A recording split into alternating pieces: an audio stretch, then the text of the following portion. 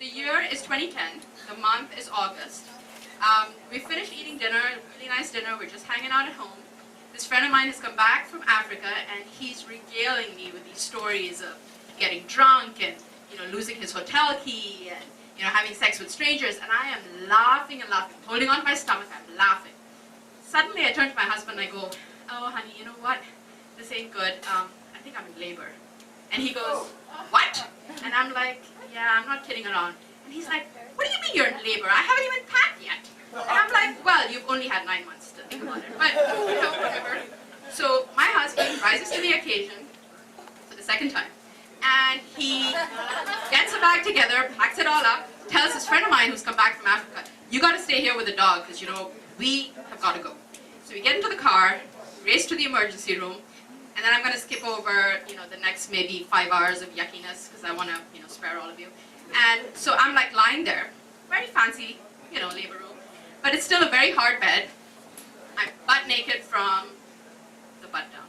And I have this thin sheet over me, and it's extremely uncomfortable, and my legs are up in a V, the whole 9 yards. I'm sweating like a pig, I'm screaming, not a pretty sight.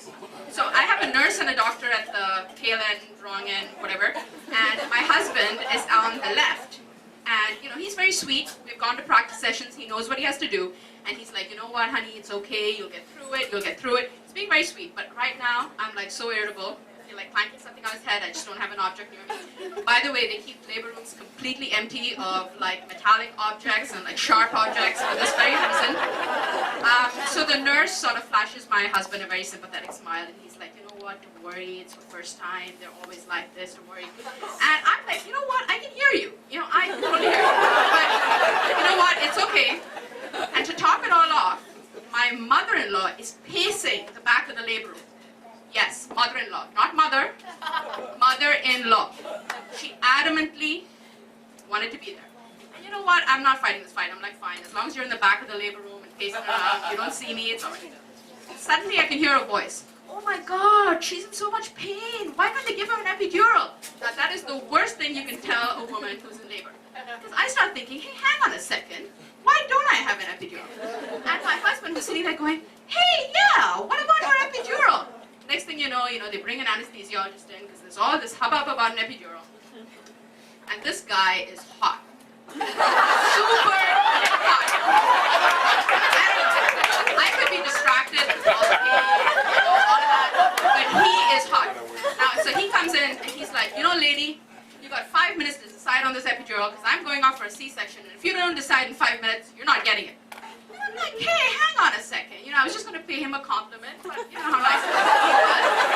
But now, zip it. I'm not paying him any compliments." So he goes around, he gives me the epidural. And can I just say, for those of you who don't have the pleasure of having an epidural, it is wonderful. So I don't feel my feet, happy as a clam, lying there. Things have, gone 360 degrees the other way. Life is good. Then the nurse turns to me and goes, "Oh, I hope you enjoy your little boy." And I'm like, "Boy? How do you know it's a boy? We didn't decide it was a boy. We didn't know it was a boy. We had an ultrasound. Nobody's supposed to know it's a boy." And then she goes, "Well, it's a boy, all right." And I'm like, "How do you know that?" And my husband goes, "Can you feel his testicles?"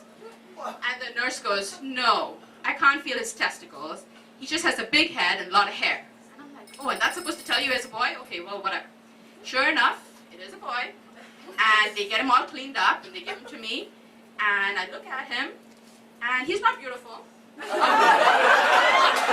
at first sight. Not at first sight.